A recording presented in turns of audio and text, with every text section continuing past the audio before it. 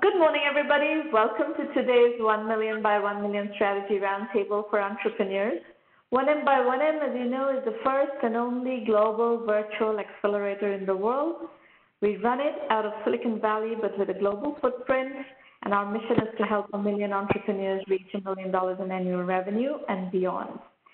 In support of that mission, we've been doing these free mentoring roundtables year after year after year. This is the 451st session.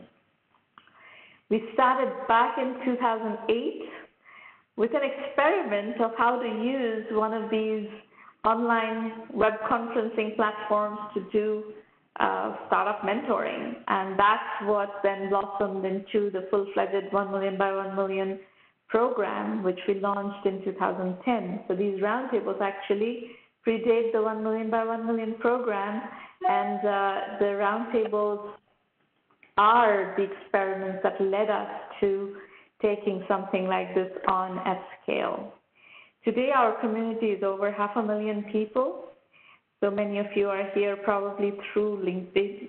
On LinkedIn, I have somewhere around 400,000, just under 400,000 followers.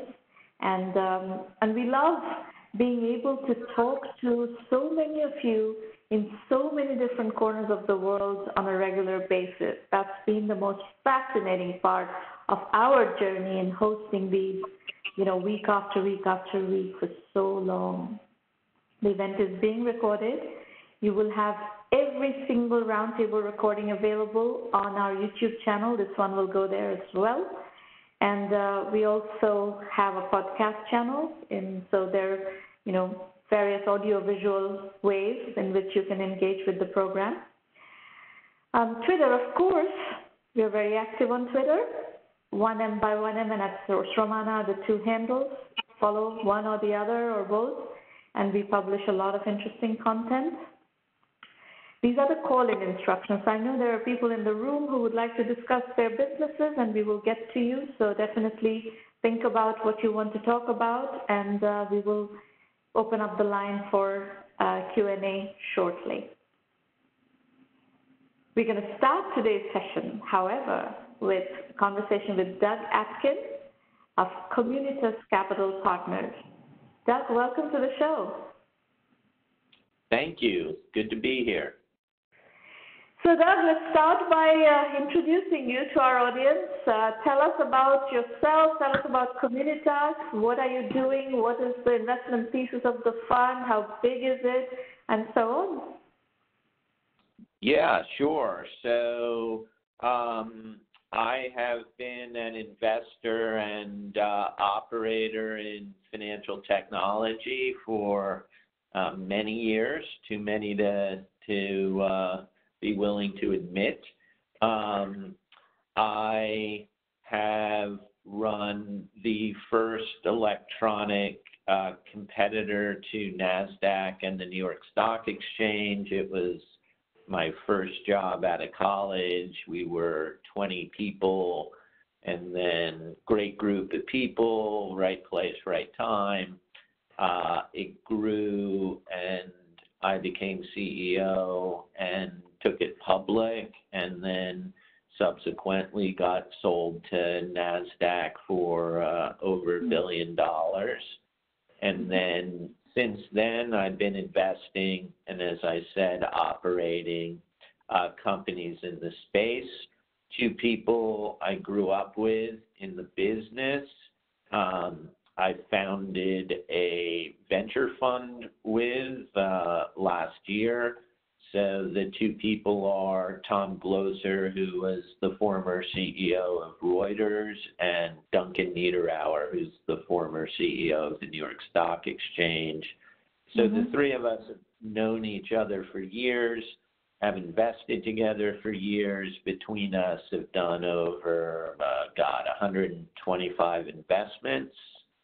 Of course, a number of them have gone to zero, but we've been fortunate enough to invest in 8 of the so-called unicorns.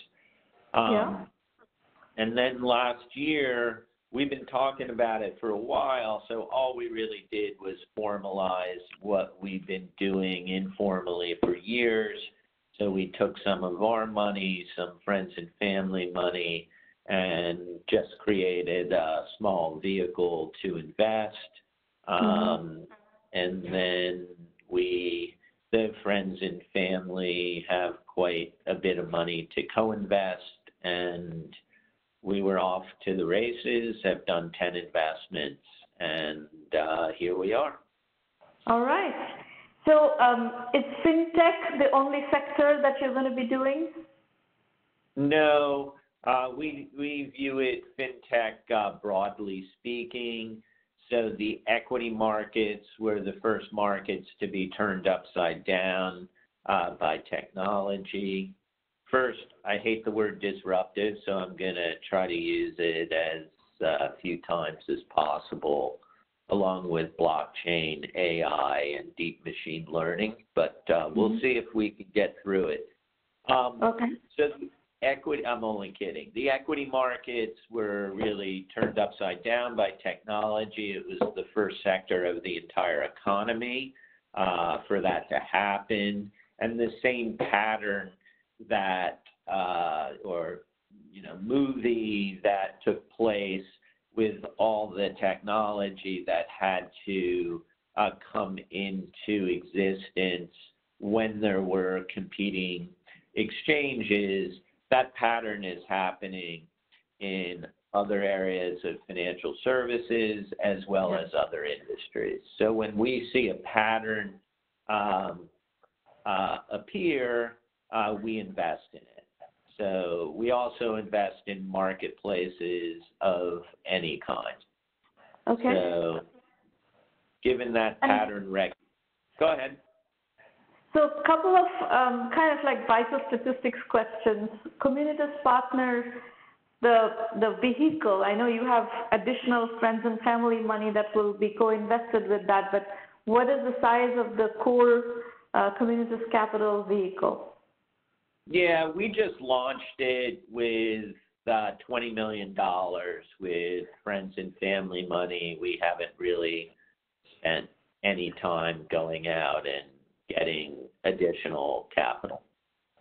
So follow-on question to that is stage. What stage are you going to focus on? Typically Series C or Series A, but we are more sector experts than anything else. So if we see something late stage and we view it as a real opportunity, we will invest. But typically Series C, Series A, we typically don't invest pre-revenue. So I want to ask you a little bit about how you are thinking about seed investments. You know, our community is very much early stage, right? We are 1 million by 1 million, so obviously by definition we are working with very early stage ventures. How do you think about seed investment in FinTech? Often FinTech companies don't follow, like for example, if you look at B2B SaaS, which is a very popular category with venture investors. B2B SaaS is not that difficult to validate and bootstrap to a few customers, product market fit, and so on. So seed investment in B2B SaaS is very well understood. FinTech is slightly different. FinTech sometimes, what I use the terminology fast startups, whereas B2B SaaS can be done as lean startups. FinTech is not that easy to do as lean startups. Could you comment on this? How do you view that? Yeah, I would agree with that statement. I think FinTech is, I would separate FinTech into sort of two areas, and geographically and also business model wise. So things that are direct to consumer are typically West Coast and just go directly to individuals, so finance apps. The apps that are more B2B, or not apps, business models, are typically New York or London based. They're started by people with experience in the industry because you do need to know what goes on in the sausage factory, how to attack a big bank. And some of these do need, the B2B businesses need a bit more money, typically. B2B businesses need less money, I think.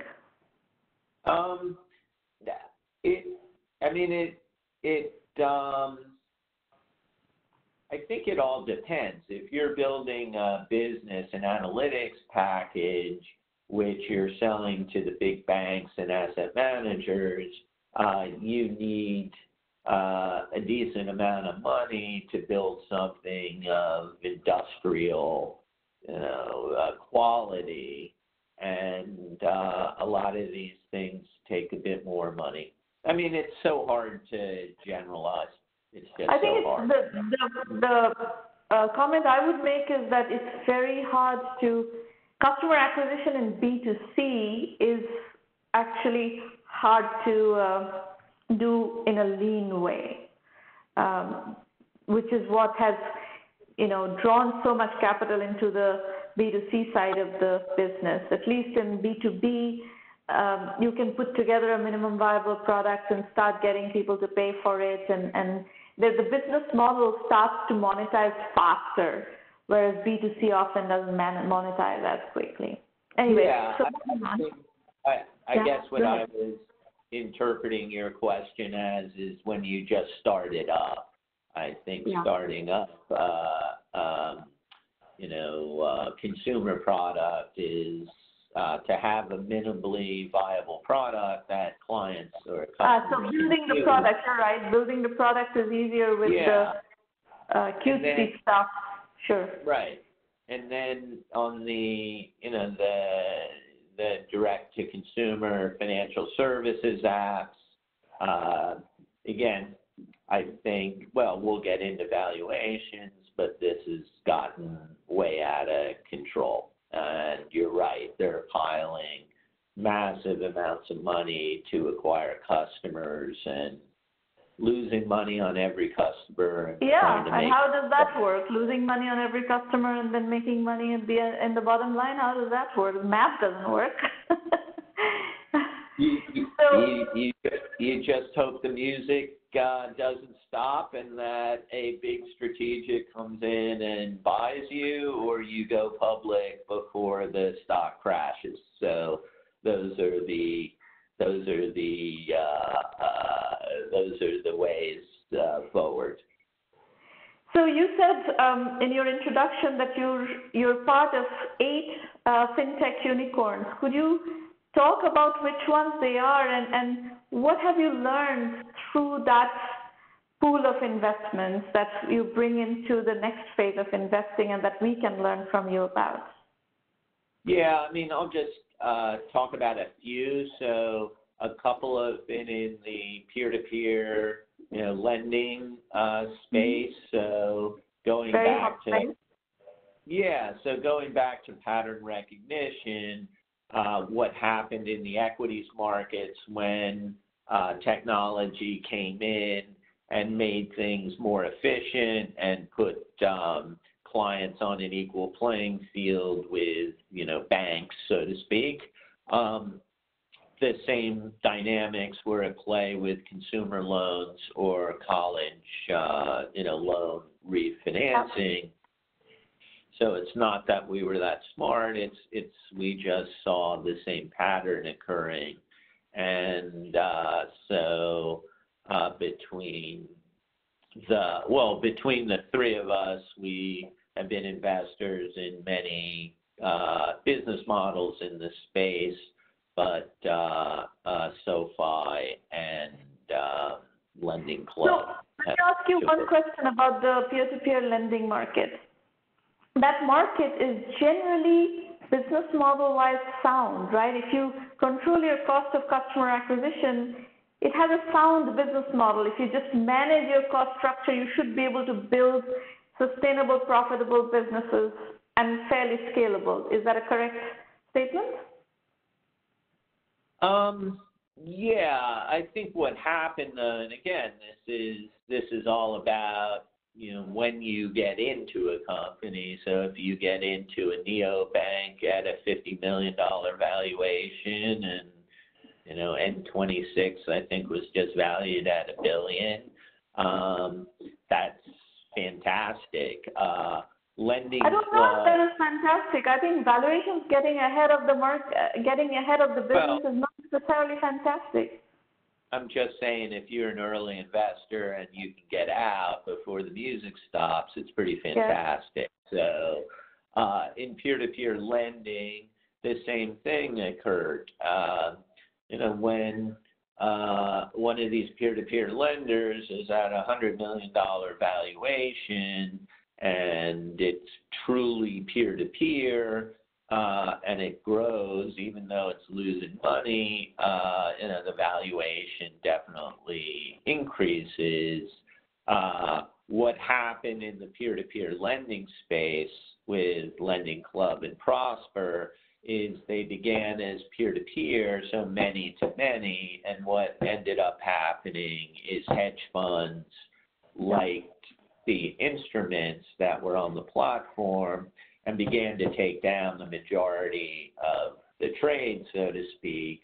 And then Wall Street woke up and said, you know what, you're not an exchange, you're a loan originator, and that's a very competitive business with very different multiples. So Lending Club is trading at, I think, 30% of where it went public. Yeah. Yeah. Now, going forward, from an investment thesis point of view, what patterns do you see emerging? I'll start you off with something that we just had last week, actually, as our guest, an investor from India. Now, there's a very interesting trend that has started in India with the advent of Reliance Jio. You may have maybe familiar with this. Jio is this phone that Reliance is giving out for very cheap, almost for free, and Reliance is pouring incredible amounts of money. And in Reliance's investment thesis is that the data and the advertising opportunity and all of that that's going to be created out of this is going to be how they will monetize. So FinTech is very big on the radar of all the investors who are trying to make money off the Jio ecosystem. 400 million new consumers. So the first wave of Indian internet is the 100 million more affluent consumers. The second wave, the Jio-led development, is 400 million consumers, and there are investors who are really looking to tap into that opportunity, and FinTech is very high on their agenda. So that's just one pattern that is developing in India. FinTech is a global secular trend. We are seeing it from many, many different markets. Latin America is seeing it, Africa is seeing it, everybody is seeing it. So I'm curious on from where you sit and from your vantage point, what FinTech trends are you seeing? Yeah, it's a great question. So first of all, we'll invest anywhere. We haven't invested in India, but we invest in Israel, where so much interesting technology is being built. Sure. We invest in London, which is a FinTech center, and certainly in the States. We try to stay away from Silicon Valley just because it's absolutely insane. In terms of one of our main theses is alternative data. I ran the first data-driven research company for hedge funds, where they were the biggest clients, and we've invested in a company that gets pinpoint geolocation data from a massive amount of cell phones, or let's just say app cell phone sources around the world. And the biggest users are in the asset management space, and then you can expand that into real estate and insurance and all other kinds of channels. So we love alternative data. Okay. We have actually a company that I'm thinking about in our program that you would like probably speaks directly to what you just said. Perfect. So you said you've invested in 10 companies already from this vehicle. Could you talk about some examples and specifically talk about in what stage did you encounter them, and what was it about what they have that caused you to make the investments? I'm trying to understand how you evaluate investments, and I think it'll be helpful for the audience to listen to how you think about deals.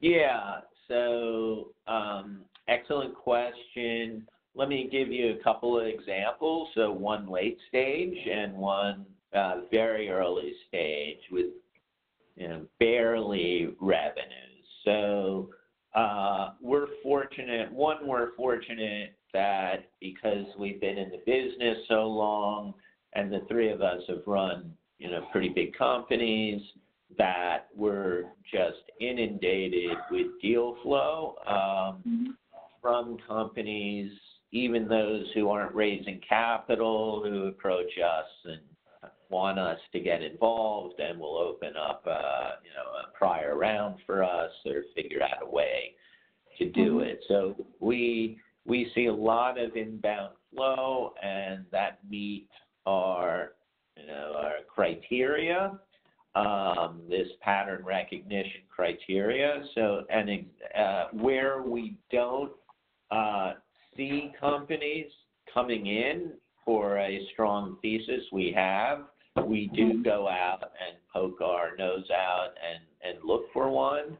So one example is a company that is out in Silicon Valley that approached us and wanted us involved. They did not have any venture investors. They have the who's who of individuals out in the Valley, including the president of Stanford and Reid Hoffman and Yang. And, we don't invest because of other people are investing. But this company, going back to pattern recognition, what happened in the equities markets is it went from 2 exchanges only to now there's 40 exchanges on where to trade Intel or IBM or Pinterest, doesn't matter.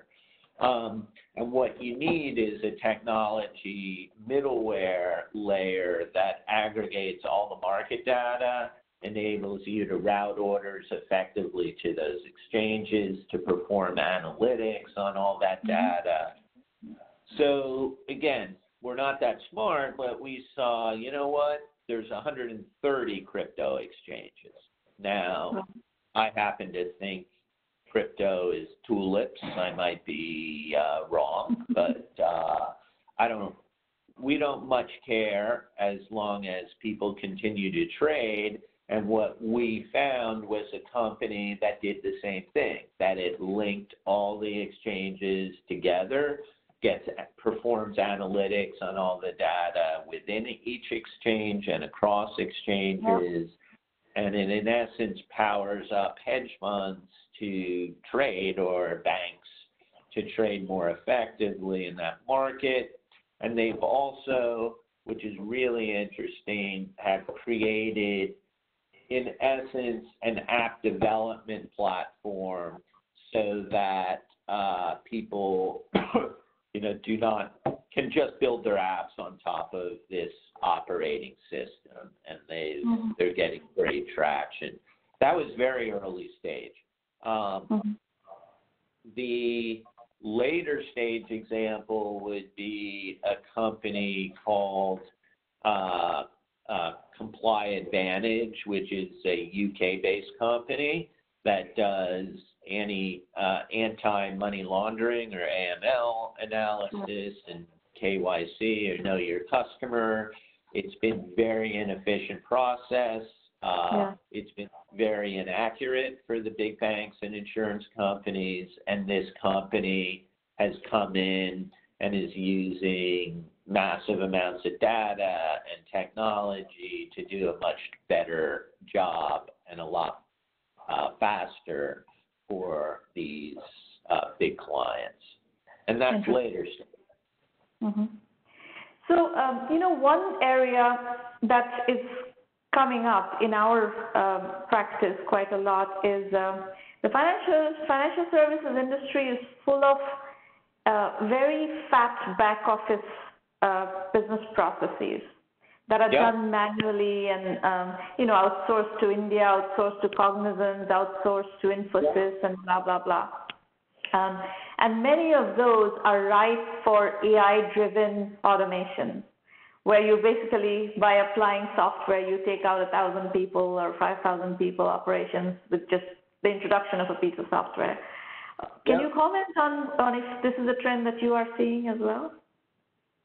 Yeah, I think certainly banks, you need two things. You need tools to help increase revenues or tools to help decrease costs. And going back to Comply Advantage, you are using technology to do an extremely important function much more effectively at a lower cost. So we are looking for business models that do the same thing. And I completely agree that the big banks are desperate for technology that can help them cut costs significantly.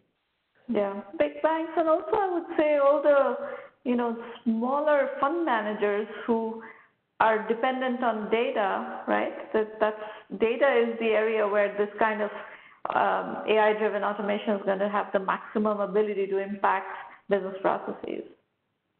Yeah, and I think that's more on the revenue generation side. So what hedge funds, the most valuable data for hedge funds is right now alternative data sets that they bring in and put analytics on top of to help them make better investment decisions. So that's that's where the smaller hedge funds are spending a lot of their time. Fantastic. Well, fascinating, Doug. It's been a very, very interesting conversation, and I hope we can do some business together in due course. Thank you for coming today. That's great, and thank you for having me. And we'll speak soon. We'll speak soon. All righty. Take care. Bye-bye. Bye. Folks, we are actually going to go to Q&A next. We are skipping today's formal entrepreneur pitch sessions, but I know there are at least two people in the room who want to chat. So I will first speak with Aravind if you are ready to talk about your company, Transcend Trade, SaaS software for global trade management. Aravind, are you on the call?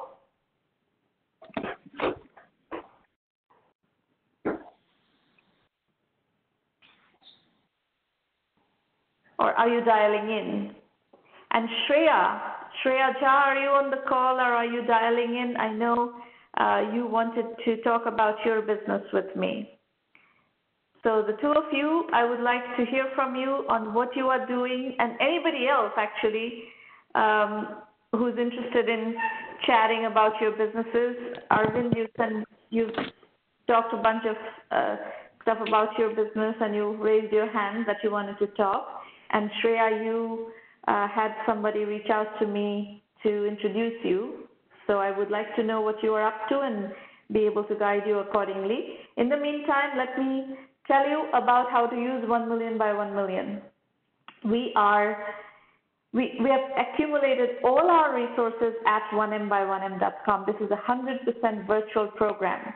You do not need to get together with anyone on the 1Mby1M team in person to use the resources that we offer you. So you can just go to 1Mby1M.com and you're very welcome to use any of the resources. And here are the resources. You can start using the blog, which is completely free. Just read the blog and read the case studies and read the analysis, and you'll learn a lot. You can use the Entrepreneur Journeys book series. There are 12 volumes of Entrepreneur Journeys books. These are all case study-based books. There are 12 to 16 case studies per topic. So whether it's bootstrapping or positioning or women entrepreneurs or cloud computing or e-commerce, bootstrapping with a paycheck, bootstrapping with services, whatever, there are books and there are case studies. It's a very reasonable starting point to use the 1M methodology. These roundtables happen every week. This is the 451st roundtable. Over 100,000 people have attended these sessions, so you're very welcome to join in and start using these roundtables as your learning material as well. And as I said, the recordings are all available. The full acceleration program from 1 million by 1 million is 1M Premium. You can go to the website and look up what the program offers. We offer you extensive methodology guidance. The curriculum is an online curriculum. It's case studies and video lectures based. We help you with business development. Where we have contacts, we will be very happy to introduce you to those contacts. Our Rolodex is available to the premium members. The strategy consulting, you can call it strategy consulting, you can call it mentoring, you can call it coaching, whatever, but it's project-based interactive guidance that happens in private roundtables, similar to what you experience here in these public roundtables, but in private roundtables, we go over project by project and do strategy work based on projects. So the combination of the online curriculum where you learn the methodology and the pedagogy, applying the strategy consulting to the project-based work in the roundtables, that's how we operate this program. Curriculum and roundtable are two really important pieces, and then the network and the connecting of the dots is what makes this program successful, which inevitably leads us to the financing question. So we have a terrific network of investors. If you go to the seed capital section of the blog, or if you go to the podcast, you can read or listen to interviews with investor after investor after investor. We have hundreds of investors. You just listen to Doug talk about his firm and his investment strategy. So just like entrepreneurs are looking for product market fit, you're also looking for, in the event that you're looking for financing, you're also looking for investor-entrepreneur fit. Not all investors invest in everything. So you have to find an investor who is the right investor for you, which is why we do these extensive interviews to help the community get to know these investors. So that's the financing part. However, there's one caveat. Just by joining the program, you cannot get introduced to investors. You have to be fundable by our judgment. And there's a process. Sometimes companies come in and work using the program to get to fundability. Some ventures become fundable, and then we introduce them to the investors. In 1 hour, you could get introduced to 30 investors if you reach that point.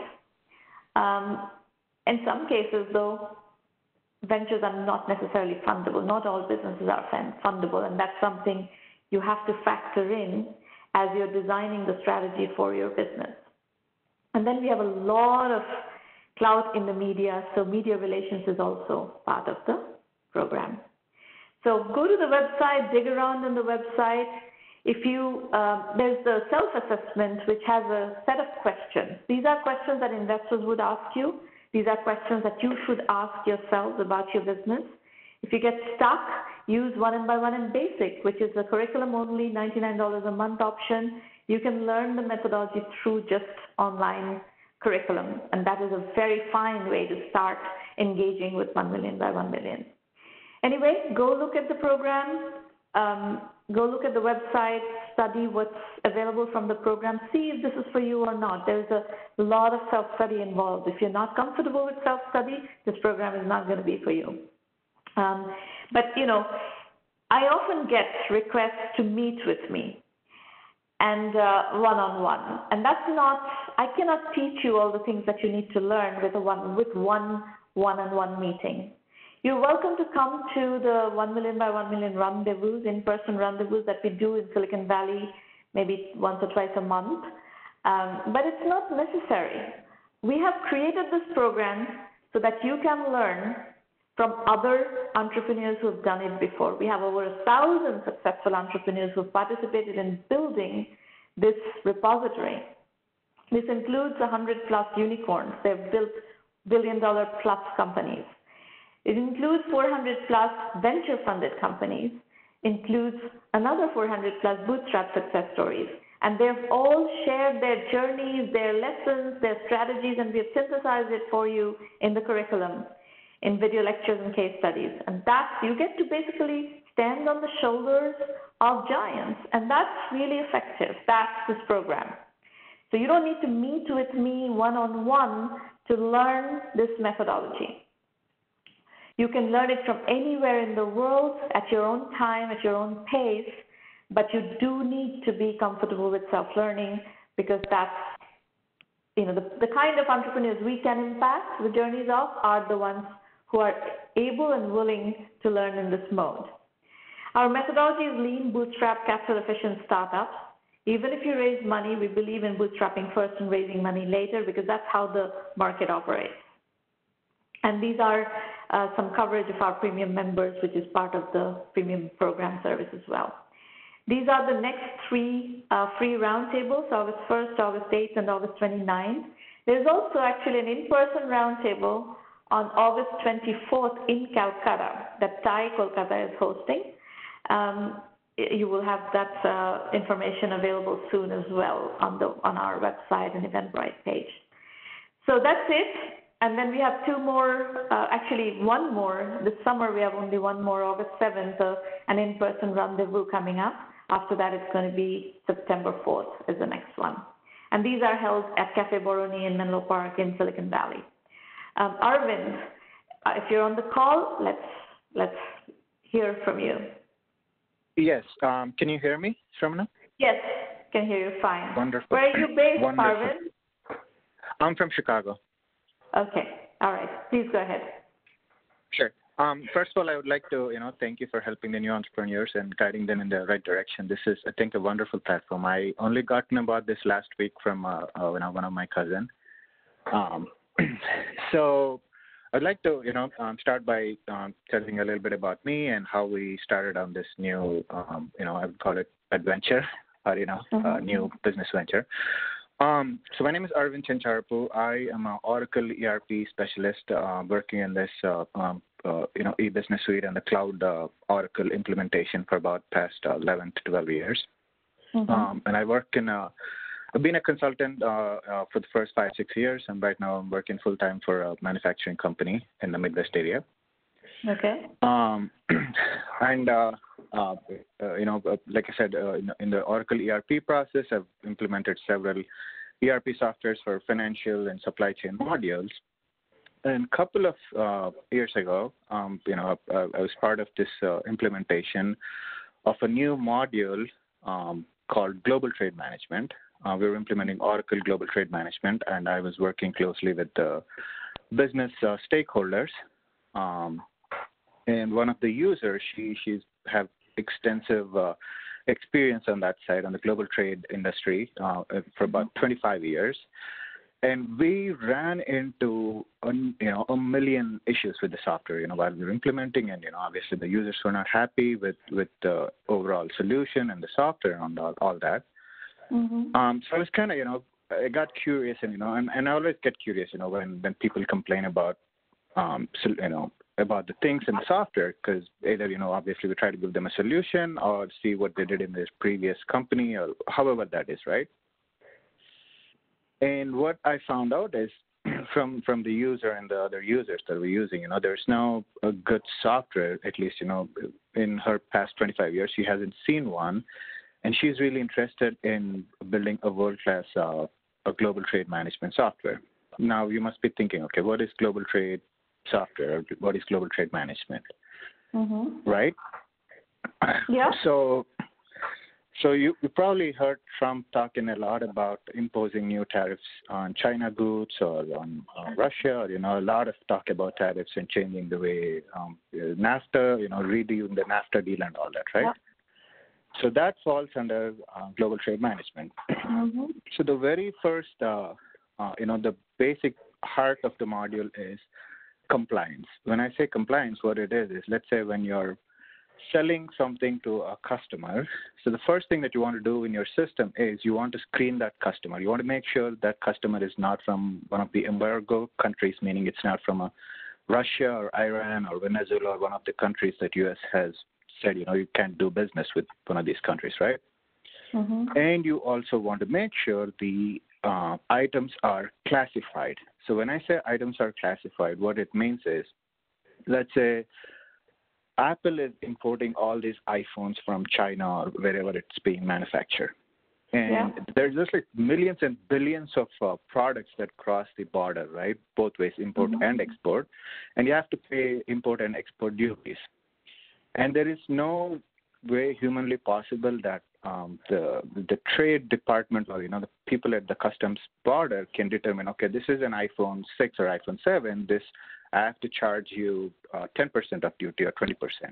That's not how they charge. They charge based on the tariff code. So what a tariff code is, every product is classified under one of the 26 or 27,000 tariff codes. Yeah. So iPhone, let's say it has 10% plastic or 20% aluminum, based blah blah blah. So this is classified as 1, 2, 3, 4. So if this product falls under this classification, this is chargeable as 20% import or 20% export. Yeah. And things like that. So that's another major thing. Whenever you're selling a product, make sure your product has the right classification code and also the country of origin. Yeah. So the seller is responsible for classifying the product and determining the country of origin for that product. So I understand what problem you're solving. So who buys the software? Is it an agency that's buying the software, or is it Apple buying the software? Any company that is selling a product has to declare this item classification and country of origin. And more often than not, the way people maintain all this information is in spreadsheets today. Because, any global trade compliance software is very expensive. Again, these all fall under ERP modules. Okay, so it's basically it's an enterprise software model selling to pretty much all enterprises. Now, who is the buyer? Within the enterprise, who is the buyer? Is it the finance organization under the CFO? Is it the supply chain? Who is the buyer? It falls under supply chain. Supply chain. Okay, got it. All right. Yeah. And if you're a bigger company, I'm with you completely on what you're trying to do. I think it's a good idea. One thing you may want to look at as a proxy is a company called Medidata that actually competed very successfully with Oracle and built an excellent company in clinical research, clinical trials management and clinical research data management and stuff. The company was built in a very capital efficient way and went public. It operated as a public company for a while and then was acquired very recently by Dassault Systems for $6-7 billion. So I think they had a similar experience where they really recognized that what the competitors and Oracle got into that market through an acquisition of one of their competitors. But I think what the opportunity you're pointing out is perfectly fine. Is that some of these bigger companies have older software And it is, if you really understand what the problems are with that software, what the customers are struggling with, yes, indeed, you can compete with major players in those areas. Absolutely, you actually nailed it. So even the way Oracle got into the global trade management is by acquiring an older company, European-based company called Glog. This was 15 to 20 years ago. And so is SAP is also a player. Just because again they are in the ERP space, they have to provide a module to the customers, and they are doing it that way. And the other and the beauty of this is again Oracle and SAP, they just started getting into the cloud market. They are rebuilding some of their modules or either acquiring existing cloud companies and all that. And Oracle did rebuild their entire global trade management in the cloud, which we implemented. And again, that's such big time. This is not just coming from the users. I even spoke to the people from TCS and Cognizant Technologies who were implementing. These guys are implementing the software, right? I had an opportunity to talk to them and kind of get their feedback. Hey, what do you think? Because you've been in this industry implementing this software on-prem and in cloud for the past 10 years. What do you guys think? And I even, kind of gave them a high-level overview of what we're trying to do, and they were very excited about this whole idea. And they themselves agree, hey, we know, the software sucks, and, that's our bread and butter, we're implementing and we can't do much about it. We always have to say good things about the software to the customers. We can't say the software sucks because the customer is not going to buy it. Right? Yeah. And so as part of that, so when we embarked on this project, our first idea was, okay, now we want to obviously build a cloud version of the software. We don't want to build on-prem and then, go to cloud and all that. Let's just start with cloud. Then we looked into, okay, how about we spin up a AWS, Amazon Web Service, or Azure, and then, build our application and all that. And obviously that would require a lot of upfront capital, right? And then after like 2 or 3 months research, I was talking to a friend of mine who was in the Salesforce side. And then we found out Salesforce has this platform called App Exchange, where you can build an app and publish the app on the App Exchange platform. And the customers can just download and install the app, and boom, it just fits right into their current CRM platform, and they can start using these applications. And there are a lot of successful applications like that. ServiceMax is an example of that. With GE recently, acquired it a while back. Viva, Aptus, Salesforce's Force.com platform and App Exchange has been incredibly successful. And by the way, the company that I was talking about, Medidata, that has another competitor, Viva, which basically, Viva came out of the Salesforce CRM for pharmaceutical industry area and has been a fantastic company, but it was all built on that platform. So that's the route we took. A couple of reasons for that. A, there's no upfront cost. Again, I had a different company, like 5 years ago in India, which I started. And, one of the biggest mistakes we did is, we believed in the market, and that product was a food delivery company, basically. We tried to build an app, and we spent a lot of upfront cost, and then, we weren't able to sustain long term, and we had to shut it down. So one of my biggest goal with this new venture is, let's see what we can do with what we already know, or, with minimal investment. So that's why we chose Salesforce platform, just because we don't have to spin up our platforms on our own. Right. And a friend of mine who, he's got good contacts in Salesforce, and Salesforce was gracious enough to give us a development platform for a year or two for free until we develop and start, publishing the app. And for the data also, for getting the harmonized codes or getting the list of bad countries and also the bad customers and all that, the U.S. publishes the data on the government website, but that's very minimal data. There are companies like FedEx, Dow Jones, and Descartes, and these large companies, they have these volumes of data. They do this day in, day out. They just provide the data to the global trade compliance softwares. And one of our partners, she has close ties with the FedEx and Dow Jones. So even they were gracious enough to, give their development instance, providing us with the data for, until we kind of start making money on this. And And also, again, the way we want to charge the customers on this is a freemium model, or maybe, give them a free trial and then, per user license. Versus, the current, again, even though they say they're cloud, the Oracles and SAPs, they charge hundreds of thousands of dollars to the customers, which is why, most people I understand your business. So where do you need help? All right. So we are currently, trying to figure out, the pricing model. What would be best. Again, we don't want to start too high where we don't attract too many customers, and we're just in the market for so long without any customers. Or if we go with this freemium model, do we end up spending a lot of money? So if you go to I talked about the 1M1M Basic, which is our curriculum. Mm-hmm. We have curriculum on pricing. You can use that. If you want feedback, then join 1M1M Premium, and I'll be happy to give you feedback and coach you on pricing. Great. Okay, that's wonderful. And again, right now we're not in a position to get any funding, but I'm assuming eventually, as we have more customers and want to build more features into it, at that point we'll need help with validating our company and coming up with valuation and investment and all that, I guess. Yeah, that's all part of 1M1M funding.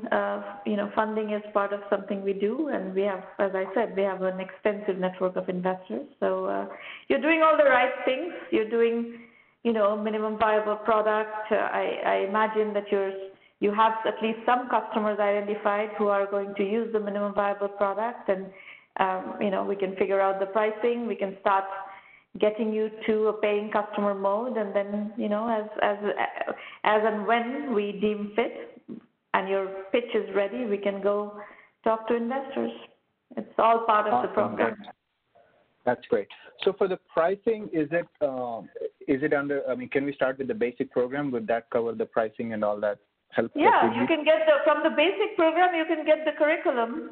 And you can apply that and do it yourself. If you need me to be involved, then you're going to need to join the premium program.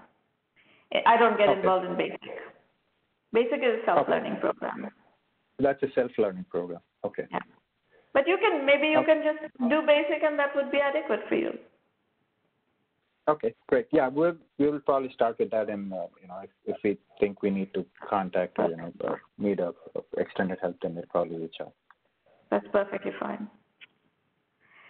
Okay, very good. Right. Good work. Anybody else? Thank you. You're very welcome, Arvind. Good luck. Thank you. Does anybody else want to chat?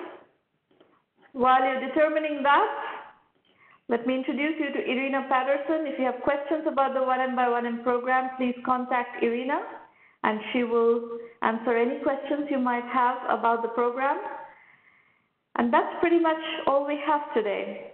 If you don't have further questions, then we'll adjourn the session and we'll meet you back here next week. The best way to get quick input about your business and quick guidance is through these free roundtables, unless you're a member of the premium program, in which case you have access to all the private roundtables also. Anybody? Okay, last call. Questions, comments? All right, folks, we are going to wrap up for today. We will see you back here next week. Bye, everybody.